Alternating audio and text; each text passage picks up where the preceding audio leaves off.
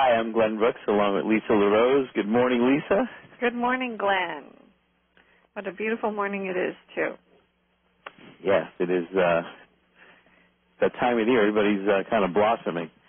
You know, one of the fun things we get to do together, we get to explore people around the planet that have, I guess you could say, unique ways, one-of-a-kind ways of looking at real health, real vibrancy, and I introduced you to someone that I kind of was aware of, Dr. Stanley Bass, for many years. I was kind of aware of him, but I didn't realize he's probably maybe single-handedly has worked with more people on the planet, working with therapeutical fasting and medicinal diets, and so I thought today we would bring Stanley on and talk about his experience from 1938 to the current times of how diet and fasting fit into the scheme of real health. I think that's wonderful.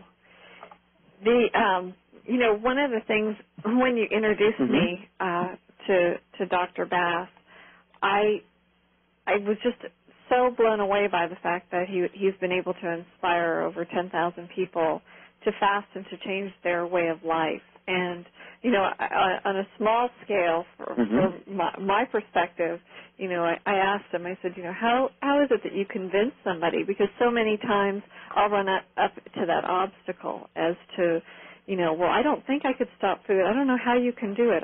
So many people comment that when I'm on my own personal fast. And, so it's very, very inspiring, that this man has really moved individuals to change their lives. So why don't you start off asking Stanley, who's with us today, the first question, the first thing that would bubble to your mind to talk to someone, Lisa, who's worked with so many people. I know just recently Stanley told me he fasted a rabbi for 38 days. And I was thinking, 38 days. A lot of people would think you'd wither away after the third day.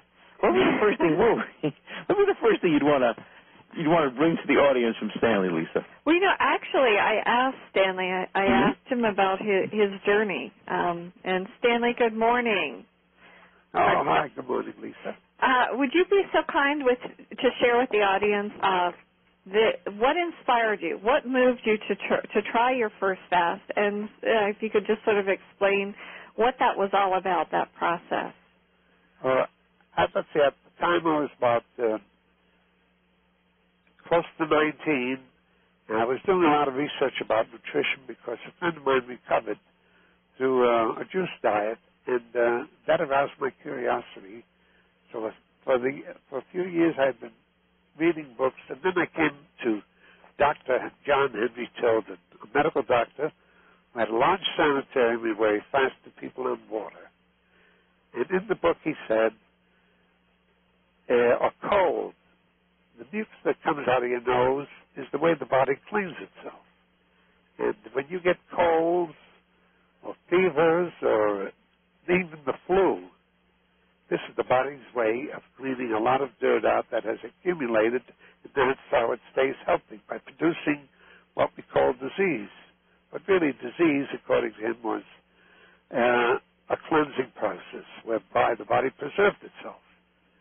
So when I thought about it, I said, wow, this concept of colds being a cleansing and germs not causing disease, and the flu, which is supposed to be a virus condition, can be cleanse the body and make you healthy. So I said, that must be the chief factor then, the toxemia.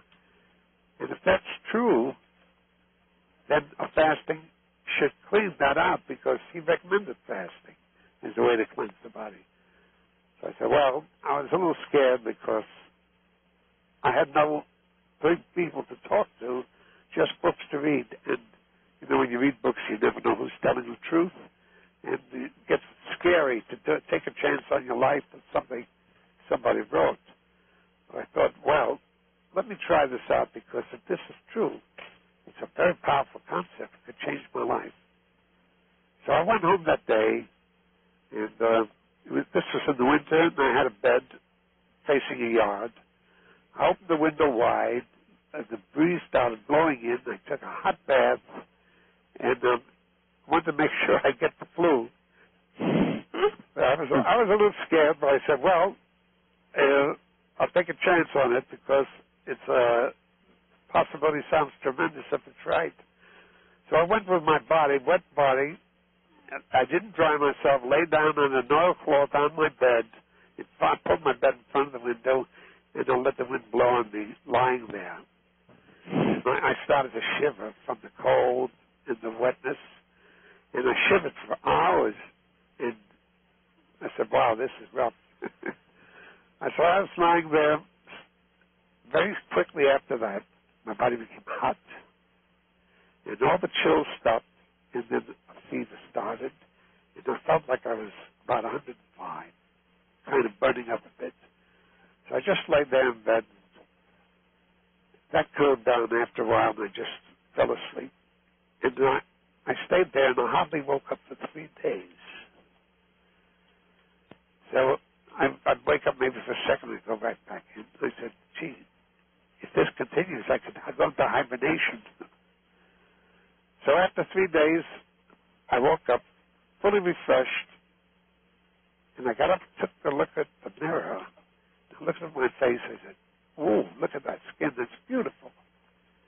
And I looked like I was 10 years younger, and I felt great. All my energy came back. I said to myself, wow, what I have discovered right now is I don't have to fear anything anymore. I don't have to fear disease. I don't have to go to doctors. If I get sick, all I have to do is this. And I'm liberated. What is there to fear? I don't have to fear germs anymore or viruses because the body seems to take care of it when you stop eating. So from there on, I fasted 10 days, and then I got a call for a job. I was a musician then, to join a band in the country for the summer. So I went there with my drums and went on a vegetarian diet. And then I had some very interesting experiences there. You want me to go into that? Well, I just wanted to comment.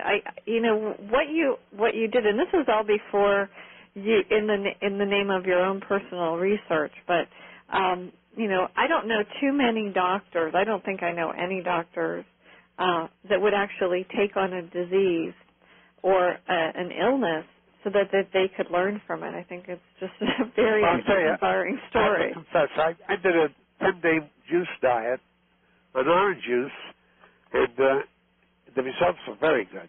So I had a little experience which made me feel confident that I could go a little further with no food. Mm-hmm. Yeah, but I mean, even just to say, to take on the flu or influenza or that was a scary part. Yeah, but especially at the time. This Tilden wrote so beautifully, so simply, that I just believed him, and I felt that I didn't feel that he was lying. And I felt, well, there's a pretty good chance. It's a good gamble. What have I got to lose? Mm-hmm. To a young guy, that things got real bad. I could probably heal anyway, So then did you take the knowledge that you learned from that experience and start sharing it with others? Yes, then I started to put my sister on program, and she lost weight and improved. Then before I knew it, my uncle came to me, and he had a heart attack, and he asked me if I'd help him straighten his heart or whatever. Well, I didn't know anything about that. I said, well, why don't you just go on a program, a short one, and it's probably going to help you, and what have you got to lose? So we stayed on it for about 10 days, and it felt good. He made a recovery, so he gave me a pewter flask that you put whiskey in for a gift. But I just took it. I didn't know what I was going to do with that. I thought maybe I'd put juices in it or something. That's a good idea, and carry them with you. Would you like to hear another interesting thing that happened? Absolutely. Okay. Finally, I went into practice after many years, and I had done a lot of juice programs. I went to naturopathic college, and then went to dietetic school, and then to chiropractic college. And finally, I decided, with all my nutritional background, whatever I went into, I would have the edge. I had all this experience, and I could get great results because of this background. So I went into the healing arts as a profession. And taking care of patients, I noticed everyone seemed to be on a pretty bad diet. I said, my God, how could they get well with this kind of food?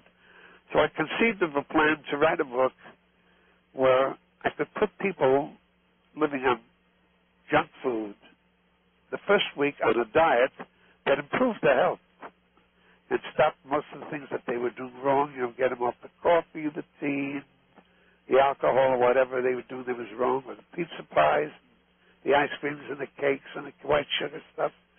And then the second week, I advanced the diet, did that for 7 weeks, and I published this book, and it was translated in French and Spanish, and then it went around the country.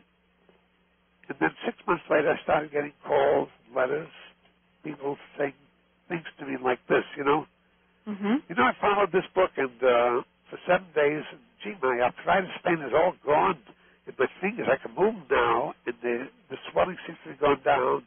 And then another one would say, I have diabetes, and my blood sugar is coming down. I feel better. And the doctor's cutting down my insulin. And then somebody else would say, I had hardening of the arteries. My blood pressure is coming down. I feel great. My doctor said there's nothing wrong with me now. And another one called and said, I have got cancer, and I tried it, and my cancer stopped growing. And then, in another case of glaucoma, and then cataract, and just about everything you can think of. And I was just sitting there and listening to this and wondering, gee, here I wrote a book. I mentioned nothing about disease. All I did was talk about food, different diets, with no thought of disease. And here I'm getting calls from people all around, all over the world, all over the United States, telling me that the diseases are going away simply by going on good food and improving the diet, and they didn't have to do anything else. They didn't have to read books. They didn't have to read medical books. And they all had been under medical care. And so I said to myself, my God, if people knew that just by controlling their diets, didn't have to know diagnosis, didn't have to read any medical books, didn't have to read the reports, didn't have to read anything, just concentrate on improving the diet, and did nothing else, and were completely ignorant and even almost illiterate, they would improve. Mm-hmm. Why? Because nature ultimately is the healer. No matter what happens to the body, all healing is done by nature. The doctor makes a cut. That skin closes together. If nature stops healing, that's the end of all surgery, and it's the end of all drugs. Mm-hmm. Because if the body does not respond. I want to say you're listening to Vibrant Living. I'm Glenn Brooks, along with Lisa LaRose, natural health crusader and personal consultant to people on the healing journey. We're talking to Dr. Stanley Bass, who's worked since 1938, starting with his own exploration of what heals. A real curious guy.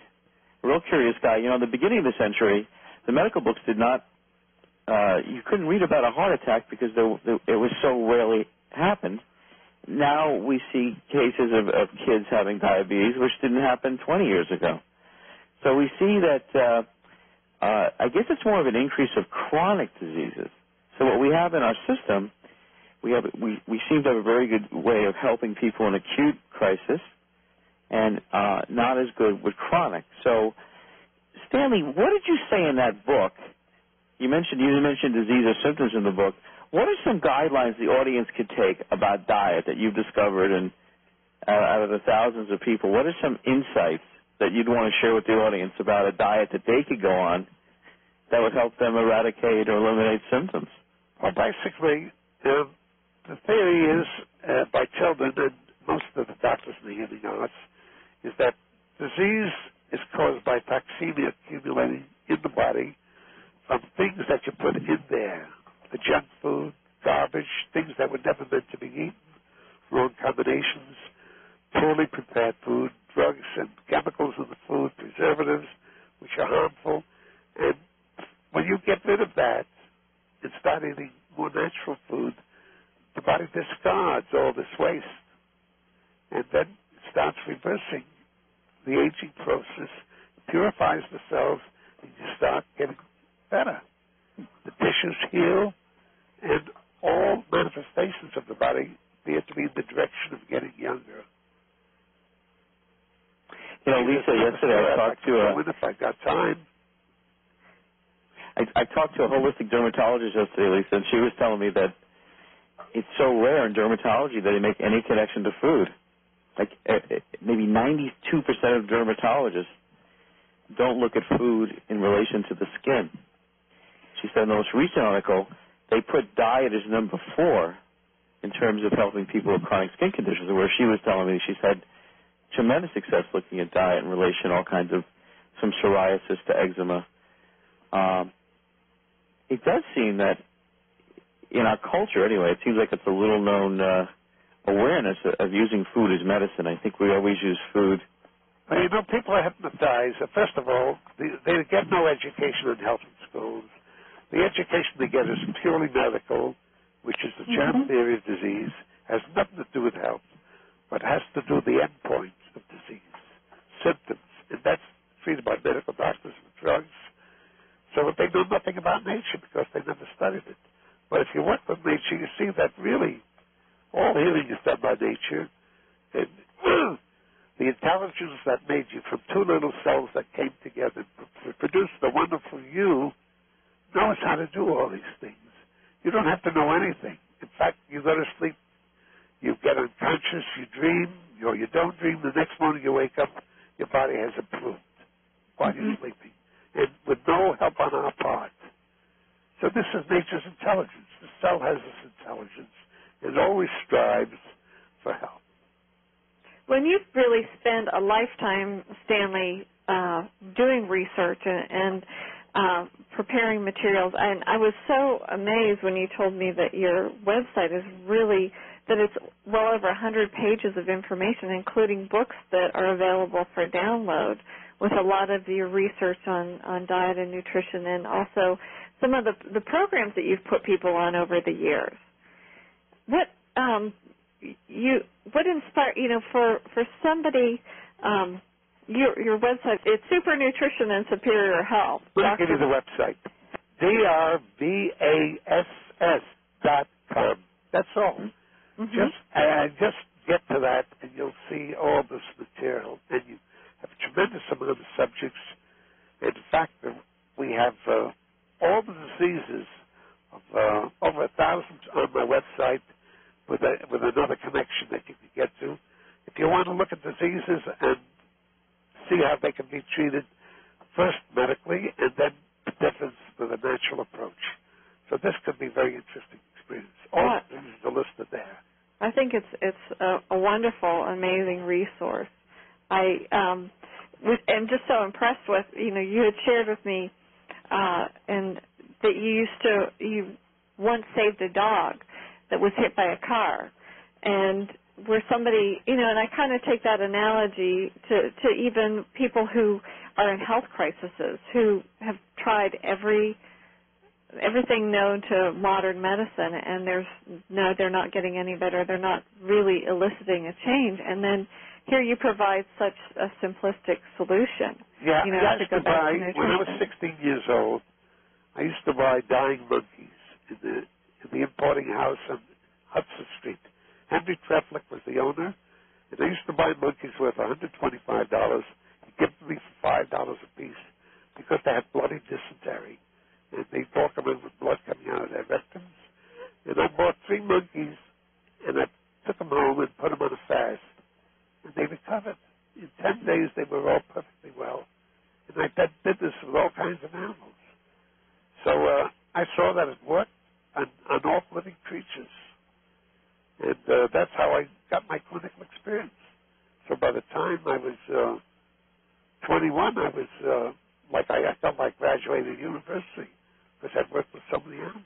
Yeah. And in my own body, I'd been on all kinds of diets and juice programs. I fasted 30 days 2 times and then 38 days 1 time while working. So by that time, I had absolute faith in nature, and I never feared trusting nature. And all my life, I never had a doctor take care of me. Since I was 13, I always took care of myself. That's a really beautiful statement. Always got well. That's now, and it's all on my website. A lot of stories that people find interesting. To repeat, the website is drbass.com. Now, when they go to your website, you do consultations. Yes, I give them free 10 or 15 minutes the first time. Mm-hmm. So if they don't know anything, I give them a rough idea of what it's all about. But I also saw that you'll work with people on a yearly basis. So, for instance, if I called you and I said that I was interested in you helping me set up a 1-year health plan, what would that entail? Well, I'd start. I'd get your history, find out what you did to your body up to your present time, and then get as much information as I could, and then start put you on a program that allow your body to eliminate this material. And if you do it with juices, you can nourish the body at the same time as it's being purified.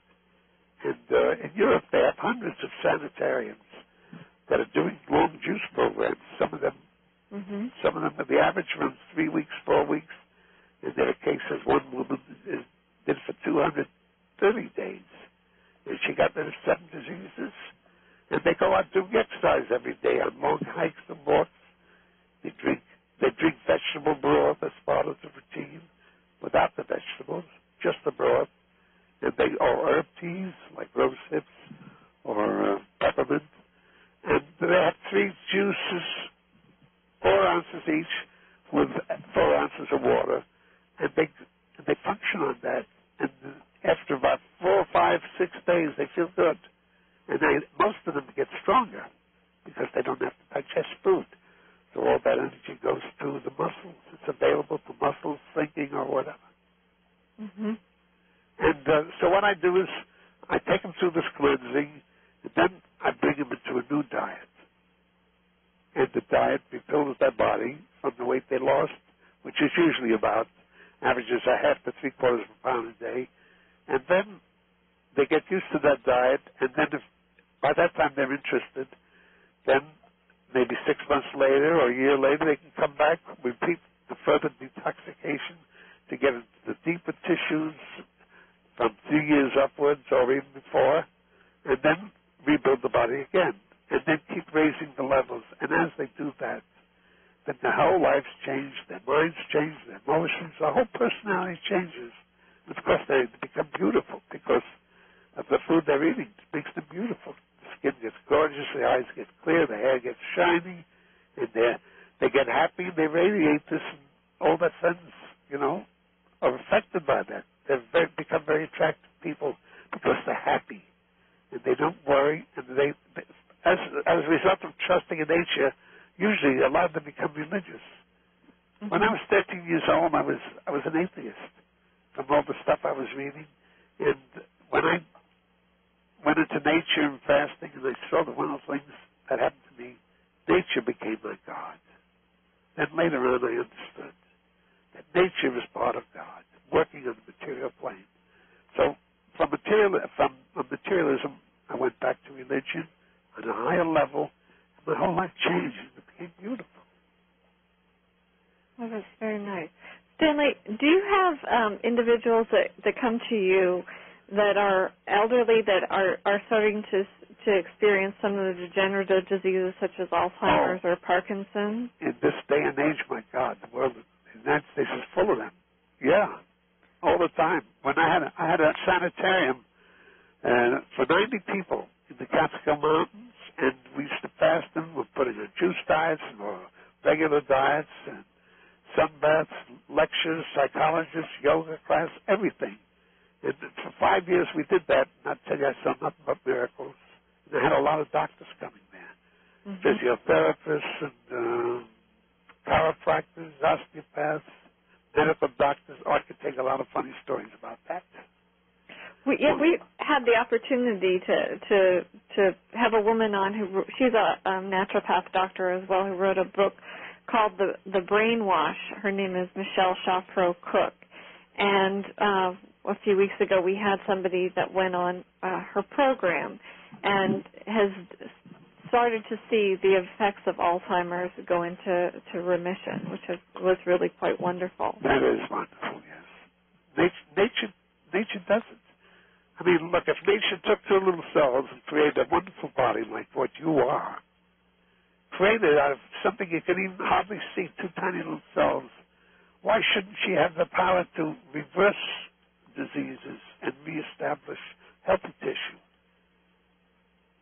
So, and one thing I've noticed is also your sense of humor. I'm sure that when people see you walking down the street and you have a big smile on your face and they're drawn to you, and that you've kept that vitality as well.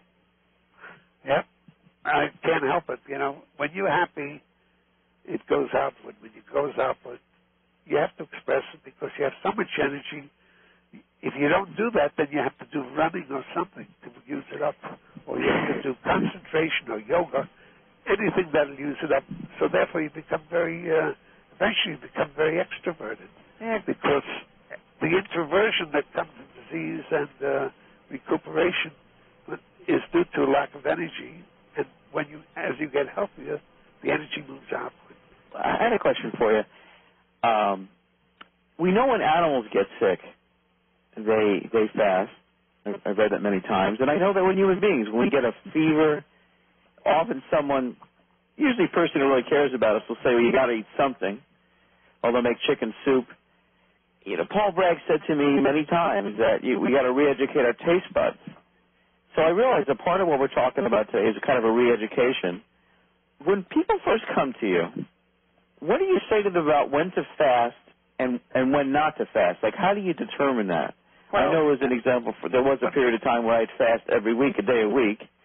So how does one determine when to fast, or how does one make a fasting a part of their life, Stanley? Okay, but before I forget, talking about animals, when I get them well, then they bring their animals into me because they love their animals, So I put the animals on a good diet and they get well even faster because they don't think, they have no doubts. So you give them food and they eat it, and nature cures them much more quickly than humans, because humans worry and have fears. Okay, to answer the question now. What was that question again? I'm sorry. Oh, I just think for many people, they wouldn't know when to put fasting in their lives. Okay. Usually when they come in there sick, something is bothering them, or they have pain, or some condition, inflammation, or swelling, or they've had a bad diagnosis. Usually they're toxic. Like Dr. Tilden said, most diseases begin with enervation. That means weakness. The body slows down. Waste starts to accumulate. The cells break down. They're not eliminated. This accumulates and produces it. So the first thing to do is try to change this. You improve the diet, cut out the bad things, the drugs, the bad practices, and give them simple, healthy things. Natural foods, fruits, vegetables, or broth, and the body starts to turn around. And then when they feel better, then they get more inspired, and then they're willing to go further. And the better they feel, the more they want to do. So it feeds on itself, and they eventually want to be healthy. And they'll use discipline at that point. And then their experiences give them faith. You've got to give them an experience of success. So you make a big improvement, the body responds within a few days, and there's the proof right there. When they feel better, they're willing to go further. And then you go further. And then they get more experiences that are good. And then they get more excited, and then they'll cooperate on more difficult diets. And then they get well eventually. It doesn't take long. It's a lot faster than any other method I know. Mm-hmm. And only with positive side effects. I've worked with individuals, especially people that come in and you look at the root cause and you look at the foods that they eat. As you said, you sit down and you speak to them about what foods that they put in their body. And so many times somebody will say, well, I don't eat sugar, and you'll talk to them about the foods that they're doing, whether it be ketchup that has high fructose corn syrup in it. They put ketchup on everything, or some of the hidden sugars in so many of the foods, and you almost see the light bulb go on above their heads, and they'll really take notice of it. And as they start to get away from the refined foods and go back to, as you said, to eating the whole natural foods, it's just absolutely amazing, the transformation as the poisons leave the body. Yeah, you know, the primitive Indians, when Columbus went to America, they were all healthy. They didn't know about these diseases that we have. There were no plagues, no smallpox, no flus, nothing like that. But the white man came with his boats and white sugar and the coffee and the canned food and all the garbage. They're full of drugs and preservatives. And they started trading with the Indians for that and getting canned stuff. And the Indians, when they started eating the canned stuff, they stopped hunting the natural food. So they ate all this junk, and then the plague started. It wasn't the germs. It wasn't the syphilis that the foreigners brought into America. It was the food that broke them down, and then syphilis can appear in genital organs. And when it appears there, it gets the name of syphilis. But if it appears in the mouth, it has another name. If it appears in the ears, it's another name. So they name it according to the organs. So really, ultimately, all diseases are caused by impurities and the accumulation of waste. And if you keep the body clean, like Alexis Carrel did with the chicken heart, it lives almost forever. A chicken lives 2 years, and he kept his heart alive for about 30 years. Just by cleaning the tissue every day. The fluid that it lived in. It took out the dirt and replaced it with new fluid, and the heart refused to die. Now, isn't that a concept? Imagine if humans lived anywhere near that. The average age would go probably 120 up. Mm-hmm. Well, Paul Bragg would say that he would invite people to his 120th birthday. Are we going to be invited to yours, Dr. Bass? Well, I don't take out insurance policies because I don't like to cheat insurance companies. Okay. I know that I'm going to live over 100. And I'm 88 now. My voice is a little hoarse because I've been talking for hours with other people. So excuse me on that. But I'll tell you, there's no doubt in my mind. I've been injured, auto accidents, all kinds of things. I used to do judo and studied karate, and I used to do long-distance swimming, and I got hurt in many different ways. I used to do barbells, and I always got well, no matter what happened to me. I jogged on the boardwalk, and I tripped, and I fell on my knee, and it swelled up. And I had to walk around with a cane for months. And I never even bothered to check or take an X-ray, because I knew I did break a bone, but my knee was swollen, and I got well. The book by Alex Carroll is called Man the Unknown. Right. It's a book that a lot of people reference, Man the Unknown. That was a great book. Yeah. Well, Stanley, could you give your phone number, too, for people to contact you if you wanted to get a consultation? Okay, 718-648-1500.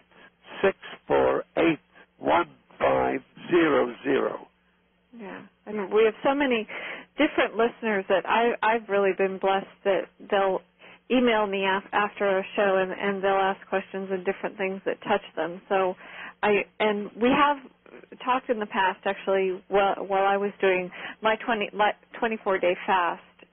We talked, and Glenn would check in on me and see how I was doing. And with every day that I was fasting, I felt more vibrant and more alive.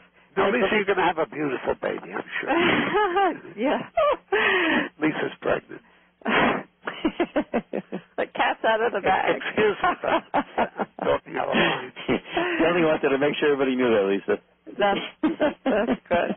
You know, Borositis raised children to become geniuses. He knew how to do that. All his children were geniuses. Used a certain psychology. You can do anything you want to, once you know how it works. Who was that, Stanley? Borositis. Oh, okay. A psychologist. I'm not familiar with his work. Yeah. How wonderful. Well, I'll tell you, you're quite a gal yourself. I'm sure you're going to help a lot of people. Yeah, it's very inspiring, though. I think when you talked about motivating so many different people over the years, and you said that when you opened the door to your website that it allowed people from all over the world to contact you. And, we don't sometimes even realize how far our work reaches, and the articles and the different things. I can't wait to continue to explore the information. Well, I think the website is the greatest discovery of mankind. That's going to change the whole world. There's another 50 years from now, it'll be unrecognizable. Well, hopefully we'll all be living, free of toxemia. That would. Well, I'll give you a call 50 years. No, I have a question for you. Now, we've been talking in the past about water. I know that one of the fasts that you recommend is a water fast. Now, when somebody does a water fast, do you recommend that they do distilled water or a specific practice? Well, I would recommend they do use good spring water. We used to use distilled, but I found out after many, many years that it was better to use spring water. Because of the minerals? Yes, because if you use distilled water, it can pull on your bones and the minerals in your body because, it's fluid seek equilibrium. And distilled water they call it hungry water because it doesn't have minerals which are normally in water. So that's going to pull on your body. And if you're not living on a good diet, you could run into deficiencies. Thank you very much for that information.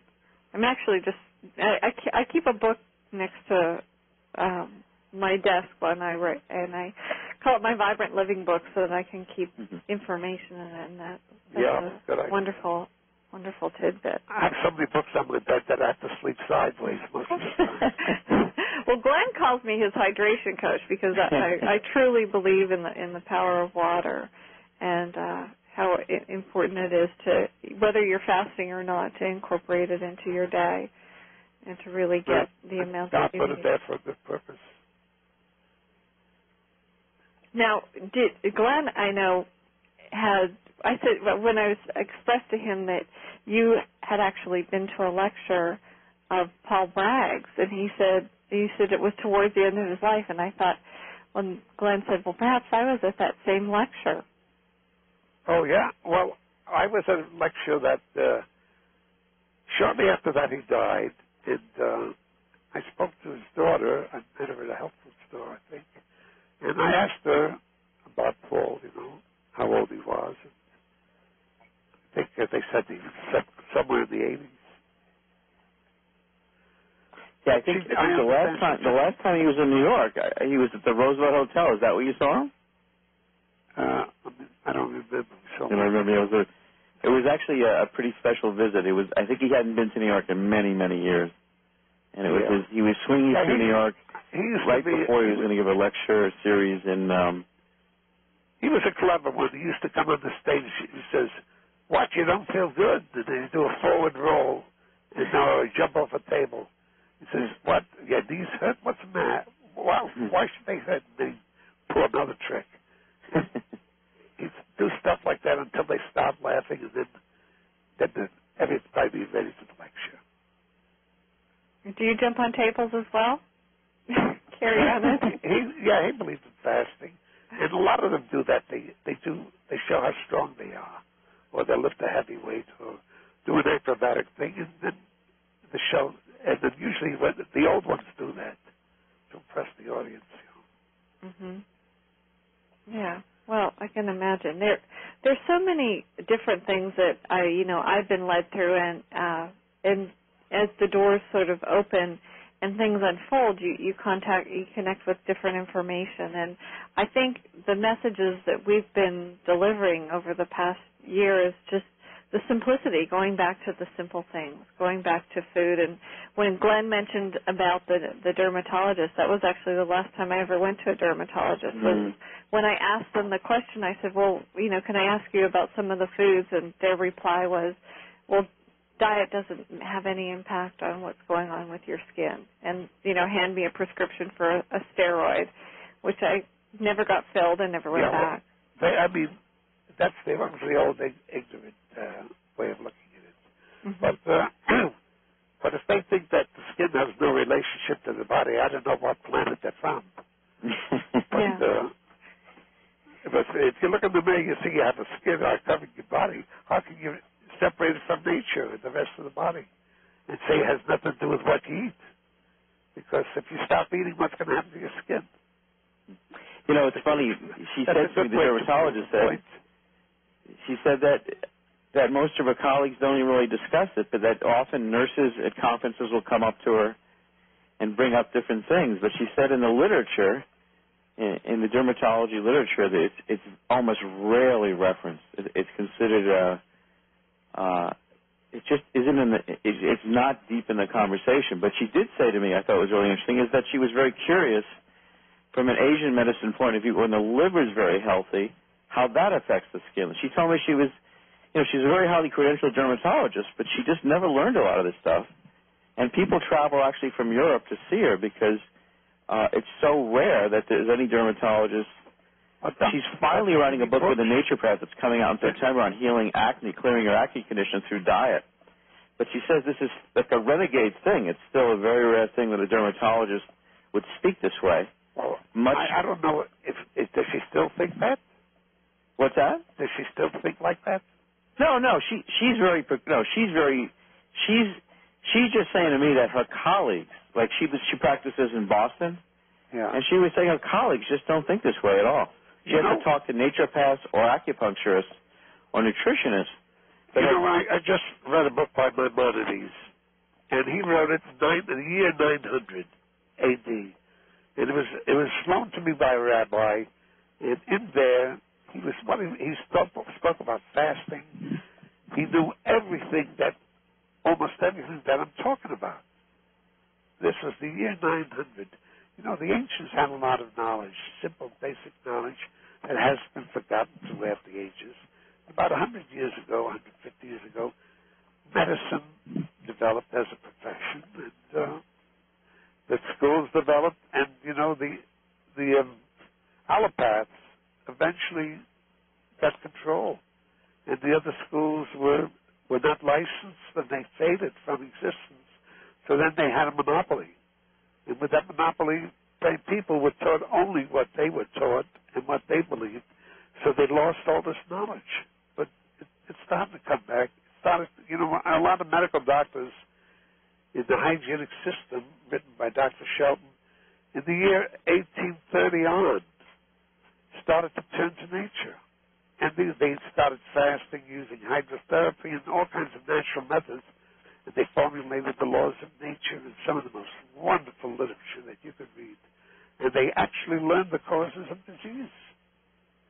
But then they were overshadowed, the whole profession, the newspapers, the drug companies do advertising, the papers print what they want, not the other things, and it all hangs around money, Those who have the money control the press and all the means of communication. That's why we don't hear about it, but it's changing. Yeah. So I know you turn on the television and you see these almost romantic commercials about a prescription medication. They look everybody looks so happy, and everybody, it's really quite amazing. So maybe what we need to do is start, the Dr. Stanley Bath, and start doing some commercials with the same principle, where you're actually seeing some of your testimonials. Yeah, I'm willing to go on a 40-day fast in public. You can photograph every minute. A doctor did that. Dr. Tanner was a sick man. He had edema of the body, generalized edema. He was dying, so we figured, well, maybe the easiest way to go is to starve to death because there's no pain. To kill yourself, and you get tired, sleepy, you get weak, you fall asleep, and that's the end of it. So he tried to kill himself. So we stopped eating, and he said to his friend, please check me every few days and so you'll know when I'm going, Maybe you could help me if I have pain. So he continued living, and the edema started to disappear little by little. He got thinner, and about the 10th day, his friend came over and said, hey, Henry Tanner. He says, he checked him over. He says, hey, you're improving. Your blood pressure is better, your pulse is better, and you look better. Well, what are you doing? Are you eating anything? He says, no, I haven't been eating anything. So eventually, he did this for 40 days. Instead of dying, he was cured. And one day, the 40th day, he was sitting in the curb, and he figured, gee, I feel good now. I think I'll eat something. And a horse cart came with all melons, watermelons, on the cobblestone road, and the big fat melon fell down and broke. And Henry went over, picked up the watermelon, sat down on the curb and started eating it. And he broke his fast that way. You know, then the medical profession said, oh, this guy's a phony. And they insulted him, they called him all kinds of names. Same thing under supervision in the public. So he did another 40-day fast in a public place, and they checked. I'd say they took the better part to see if there was any food hidden in the bedpost. They checked him. They looked in the shoes. And the two doctors were there with him day and night to make sure he didn't cheat when he went to the bathroom. They followed him. And this went on, and then finally proved that that was a shocking thing for them, because they didn't believe a man could live more than 3 days without food. And he hadn't eaten for 40. In fact, he didn't drink water until the 10th day. How do you like that? Besides fasting. I don't know that I could do that. I would need my water. But it is inspiring, you know. Yeah, and he wrote a book on it. I have the book here. It's a very, very beautiful book. Very inspirational. What is the name of that book, Stanley?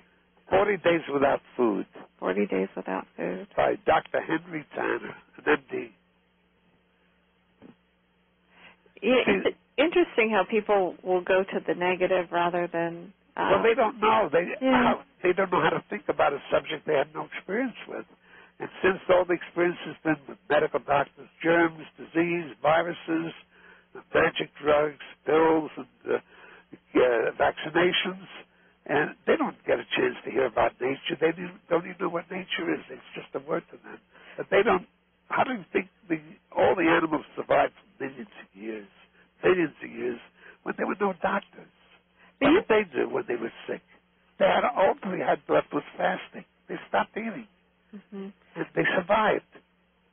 I was going to say, after the fast, I know that you have put a lot of diets to the test. Are there certain diets that you feel are the best to follow? Yes. I tested all the diets written by all the experts, all the books that I could get my hands on, and that was practically all of them. And I tested them on mice, had thousands of mice for 4 years. I spent a lot of money doing it. And I found that the average diets were really injuring the mice and killed off a lot of them. But when I got to about the beginning of the third year, I began to see the relationship between the causes of death and nutrition. And so I started to change the diets, and then I found I could keep them alive past the normal lifespan. Doubled some of them. They had healthier babies. Some were thinner, but they moved so fast my eyes couldn't follow their movements. Then finally I discovered a vegetarian diet that they could stay healthy with. And then I found another diet that they were even healthier than that if I added egg yolks. Or eggs, the whole egg.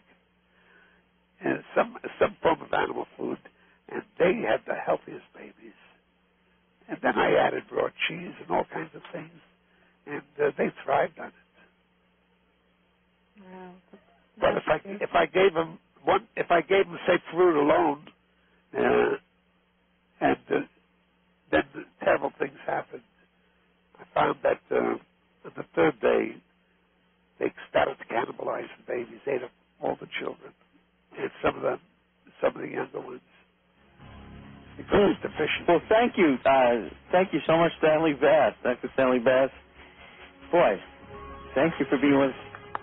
Lisa, thanks for sharing so many good questions. Glenn, thank you for inviting me. Thank you, Stan. I look forward. It was nice meeting those people.